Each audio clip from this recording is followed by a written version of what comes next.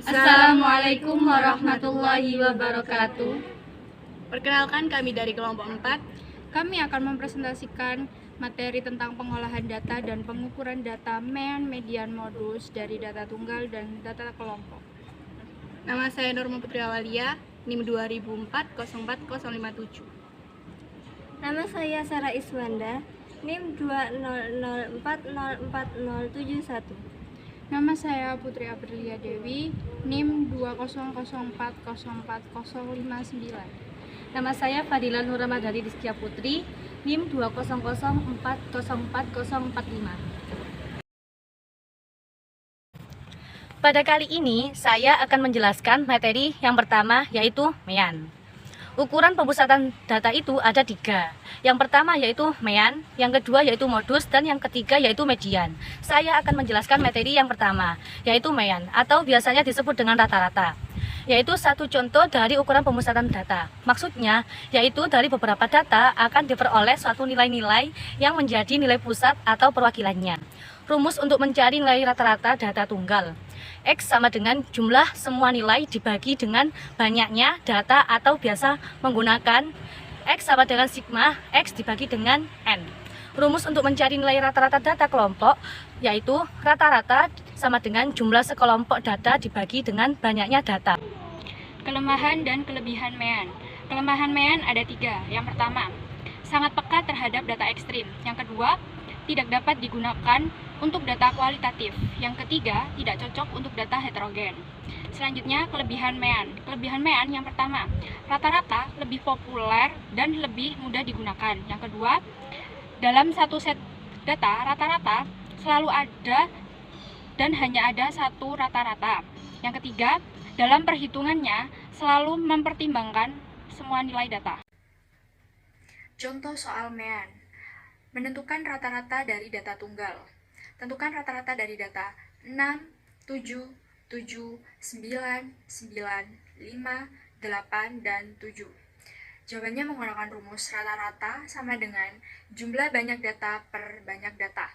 Sama dengan 6 ditambah 7 ditambah 7 ditambah 9 ditambah 9 ditambah 5 ditambah 8 ditambah 7 per 8. Sama dengan 58 dibagi 8 sama dengan 7,25. Contoh soal kedua, menentukan data kelompok.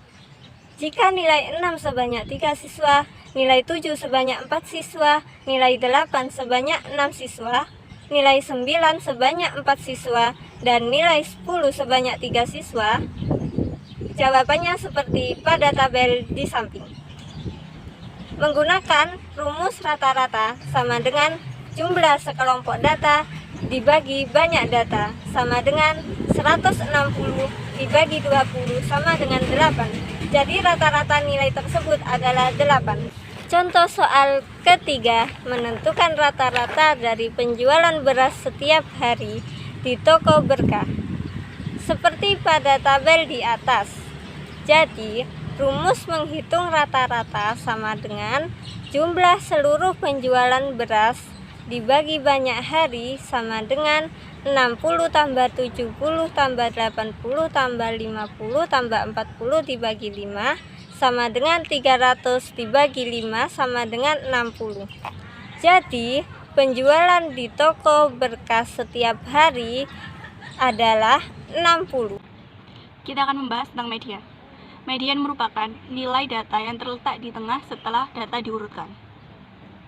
Dengan demikian, median membagi data menjadi 2 bagian yang sama besar. Langkah-langkah menentukan median. Yang pertama, urutkan data dari terkecil, dan yang kedua, tentukan nilai data yang berada di tengah. Kelebihan dan kelemahan median. Yang pertama, kelebihan. Kelebihannya ialah tidak dipengaruhi oleh data ekstrim, kemudian dapat digunakan untuk data kualitatif maupun kuantitatif, dan yang terakhir ialah cocok untuk data heterogen. Kelemahannya ialah yang pertama, tidak mempertimbangkan semua nilai data. Yang kedua, kurang menggambarkan rata-rata populasi. Dan yang terakhir, peka terhadap penambahan jumlah data. Menentukan median dari data tunggal. Tentukan median dari data berikut. 9, 12, 9, 15, 12, 20. Jadi caranya yaitu urutkan dari data yang terkecil terlebih dahulu, seperti 9, 9, 10, 10, 12, 15, 20. Kan data di tengahnya jumlahnya 10, berarti median data yang ditemukan ya jumlahnya 10. Yang kedua, 45, 44, 50, 43, 49, 48, 55, 54, 51. Urutkan dari data yang terkecil terlebih dahulu, seperti 43, 44, 45, 48, 49, 50, 50, 51, 54, dan 55. Kan data di tengah terletak antara 49 dan 50. Jadinya median data adalah 49 ditambah 50 dibagi 2 sama dengan 99 dibagi 2 sama dengan 49,5. Kan menentukan median dari data kelompok. Tentukan median data nilai ulangan matematika sebagai berikut. Jadi, data diurutkan sebagai berikut. Ada 15 nilai data. 6, 6, 7, 7, 7, 7, 7, 7, 8, 8, 8, 8, 9, 9, 10. Data yang di tengah adalah 7. Jadi, median data adalah 7. Yang terakhir ada modus. Modus adalah nilai data yang sering muncul pada sekelompok data, dengan kata lain nilai data yang frekuensinya paling banyak. Bila terdapat dua nilai yang terbanyak, maka data tersebut mempunyai dua nilai modus. Kelebihan dan kelemahan modus. Kelebihan modus ada dua. Yang pertama, tidak dipengaruhi oleh data ekstrim. Yang kedua, cocok digunakan untuk data kuantitatif maupun kualitatif. Kelemahan modus ada tiga. Yang pertama, modus tidak selalu ada dalam satu set data. Yang kedua, kadang dalam suatu set data terdapat dua atau lebih modus. Jika hal itu terjadi, modus menjadi sulit digunakan. Yang ketiga, kurang mempertimbangkan semua nilai. Contoh soal pada modus. Yang pertama, menentukan modus dari data tunggal. Tentukan modus pada data berikut. Pada skor tes, ada 70, 50, 80, 80, 70, 90, lalu 70. Kemudian jawabannya ialah nilai 70 muncul 3 kali, paling banyak. Jadi modusnya adalah 70.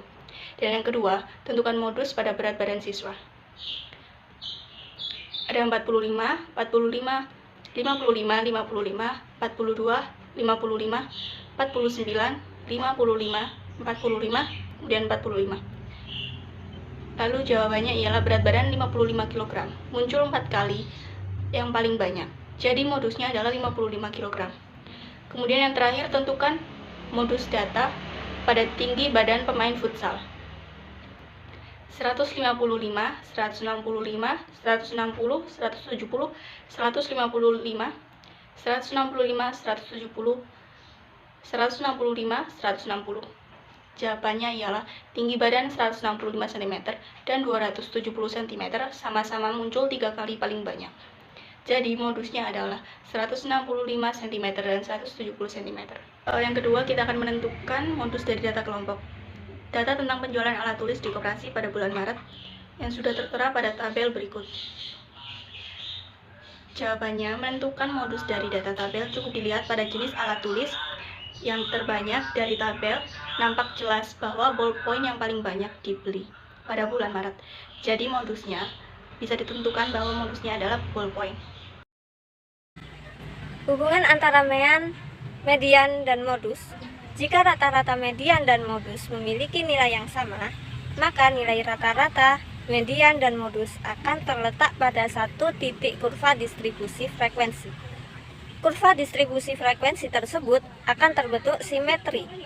Jika rata-rata lebih besar dari median dan median lebih besar dari modus, maka pada kurva distribusi frekuensi, nilai rata-rata akan terletak di sebelah kanan.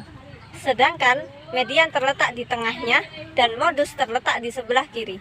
Kurva distribusi frekuensi akan terbentuk menceng ke kiri. Jika rata-rata lebih kecil dan median lebih kecil dari modus, maka pada kurva distribusi frekuensi, nilai rata-rata yang akan terletak di sebelah kiri, sedangkan median terletak di tengahnya dan modus sebelah kanan. Kurva distribusi frekuensi akan terbentuk menceng ke kanan. Jadi, pengelolaan data yang sudah diperoleh diolah untuk mengetahui mean, modus, dan median. Mean berarti rata-rata hitung, yaitu membandingkan hasil yang diperoleh dengan semua data yang ada. Modus adalah data yang paling sering muncul. Median adalah nilai tengah di antara deret nilai yang sudah disusun dari yang terkecil hingga terbesar atau sebaliknya. Sekian presentasi dari kelompok kami. Kurang lebihnya kami mohon maaf. Wassalamualaikum warahmatullahi wabarakatuh.